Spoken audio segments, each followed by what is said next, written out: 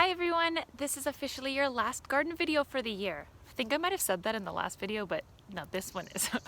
I wanted to just end the year by getting you excited for next year and the things we're going to be working on and the new things we're going to be putting into the garden. So let me show you a couple of the projects that we've got in our future, both near and far, and just kind of how we're going to be looking at running the garden next year, and it's going to be different than we've done in the last 5 years. So get excited. Thing is this Cricket. Hi, you say hi? We introduced you to Cricket in our last video, but Cricket is going to be our new garden dog, and she'll be joining us in the garden and helping a lot with gardening, mostly just doing all the sniffing that needs to be done. And one of the things that I just want to mention about her, she's super friendly, but we just have to be mindful of her. So if we're moving wheelbarrows or we're running around, we've got to be careful of where a small creature is. She'll mostly be tied to me, or she'll be in her crate. If she's in her crate, we leave her alone. That's her space to just say, this is my space, no one come here. So that's one fun update. The next one is this area. I showed you guys that we redid the compost area. So what used to be the compost here is now way down the hill. But this area is definitely going to be used. So we've got a couple of ideas. We've got this massive space, huge space to the fence there, and then a smaller space but still large on the other side.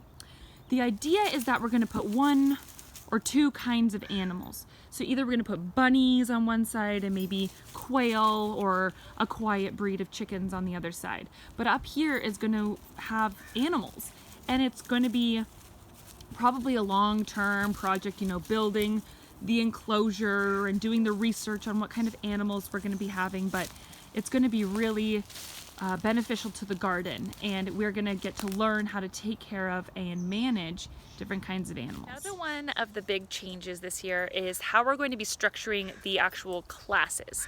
Now, I thought we had a year of change. Why don't we just jump into another year of change and kind of see how it goes? So usually we would, come meet in the garden and we would learn some science lesson and then see how it's applied in the garden. But this year I kind of want to change it to be really just like 100% gardening with the lessons being learned as we're doing it, which I think is how the garden was originally structured. But I think the vastness of it kind of was overwhelming. So this year, I think what we're going to do is each grade is going to be in charge of a different circle. Now, the different circles all have their own personalities, their own things that they're growing, the things that need to get done to them. So something like Circle 1, which just got raised beds, is going to be a very tame and simple circle to deal with, but in that circle we might focus heavily on companion planting and planting through the seasons in a direct sun zone, whereas Circle 2 is that absolutely wild circle where there's those mock strawberries all over the ground, and there's fruit trees in the circle, and then there's the blackberries everywhere. So each grade will get a circle, and we'll get to really learn kind of the ins and outs of each circle. And then there's something like Circle 6, which looks like this. Completely barren. There's nothing here.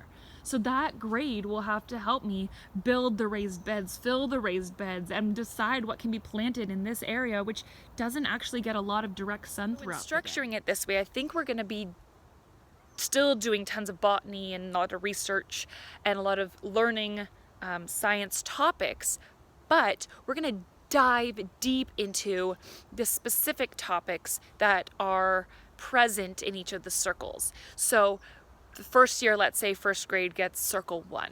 Now, I haven't decided who's going to get what yet. I have to really work on that based on our age and our abilities. But let's just say for ease of description that first grade gets Circle 1. First grade will then learn the ins and the outs of Circle 1. And then when they become second graders, they move on to Circle 2. So the next year, they're going to be learning the ins and the outs of Circle 2, which is vastly different than Circle 1. So you kind of are getting this big, deep understanding of the garden in a way that we weren't able to before. Now we'll still have to do full garden weeding, we'll still have to do wood chips, we'll still have to do botany on rainy days, but I think that this structure will be super helpful. And of course, every grade will get to work with whatever animals we are able to bring in. One of the really exciting projects that we're going to hopefully take on this year is beekeeping. Now, I know that we have some students that are allergic to bees, and this is something I'm keeping in mind. The bees will be located up high in the garden, and students who are allergic to bees will not participate in the beekeeping activities. Now, when I say beekeeping, we're going to have one hive, and it's going to be basically watching them, observing them, learning about different beekeeping techniques, and learning about hive culture and how bees work and communicate, and we get to see it in real life. Now, I know that there has been some concern, or that you might have concern about, oh, there's bees, they're in the garden. We already have bees in the garden. We've got all the different kinds of bees in the garden already. This is just providing a hive for them so that we will have a more consistent supply of pollinators, right, of bees. So instead of just having bees coming, from far away at wherever hive they are at, or whatever, even wild hive they're at, we're going to be able to have bees in the garden in a safe space that will then be pollinating all of our plants, so that we will have a rich supply of fruit and flowers and vegetables coming throughout the year. Which leads me to our next exciting thing, the CSA program. So before I get to there, let me show you the beehives, and then we'll talk about the other big exciting thing. Here's the top of one of the hives. So you can see I've got some hives in this wheel wagon barrow thing here. And this is a frame. And this is a short frame, and this goes in what is called a honey super. Hi, Cricket. Excuse me. This is the honey super, and that's where we're going to be getting the honey from. We're going to have two what are called deep brood boxes, one stacked on top of the other, and those will have the actual queen and laying her eggs in them. We will not be taking any of the honey or the pollen or the propolis that comes from there. Honey supers, there's two of them, will sit on top of the deep brood boxes. Kind of hard for me to say. And that's where we will be getting honey from, so we will have a supply of honey at the school, which is going to be really cool. So these frames go into the hive box, and you can see that they have that typical honeycomb shape. This is plastic, but it's a template, or a kind of template being like a map almost for where the bees are going to come in and draw or put their beeswax in that same pattern, that honeycomb pattern. And that way they can put honey in there, and we can say, hey, thanks for giving us some honey. These are these two deep brood boxes I was talking about.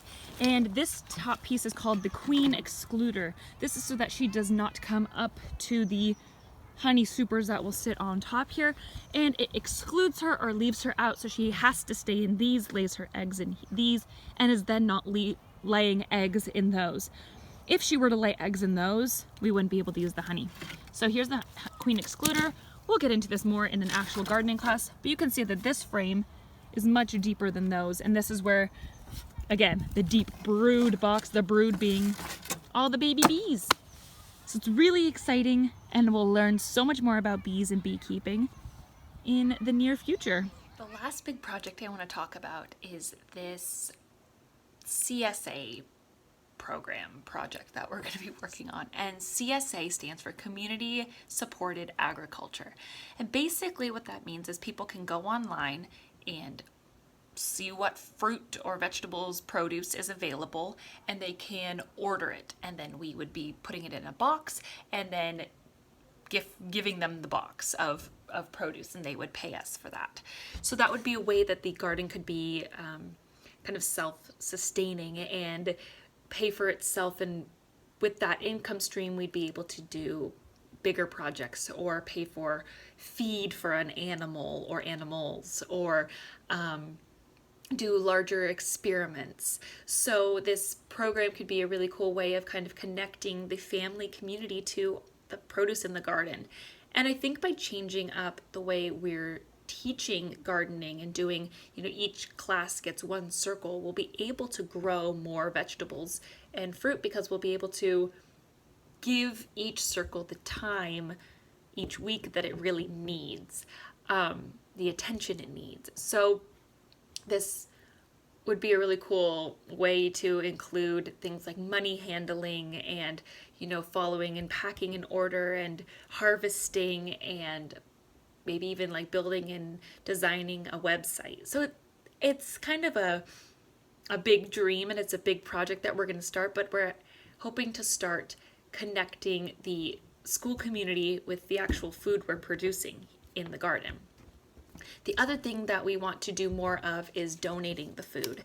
So we want to be able to give some of the food to people who don't have food or who don't have access to healthy organic food.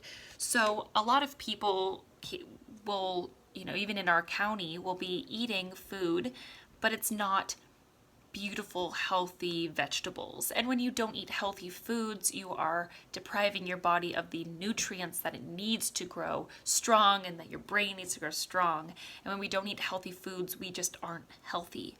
So some people just simply can't afford healthy foods. It's not that they're making that choice, it's that they can't afford it. And that is wildly unfair, I believe.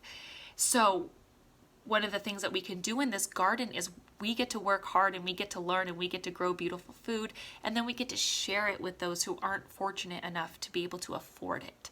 So we'll be partnering with White Pony Express and being able to donate lots of food, hopefully, so that we are kind of, that's that circle of giving, right? The more we give, the more we grow. Oh, that was kind of good. Both metaphorically and maybe literally. But we're hoping to not only just be able to put the time and effort into the garden, but then have it give back in different ways. So I'm super excited to see where next year takes us. I'm excited that we're doing these projects that are a little bit different than what we've done in the last 5 years and kind of take on some big projects. And that we'll have a new little garden friend who has to take a nap right now because she's tired, to join us. I'm so excited to see you all next year. I'm so excited to get you back in the garden, get the love and energy and the work back in there so we can create something spectacular. All right, I'm so excited to see you all. Have a great summer.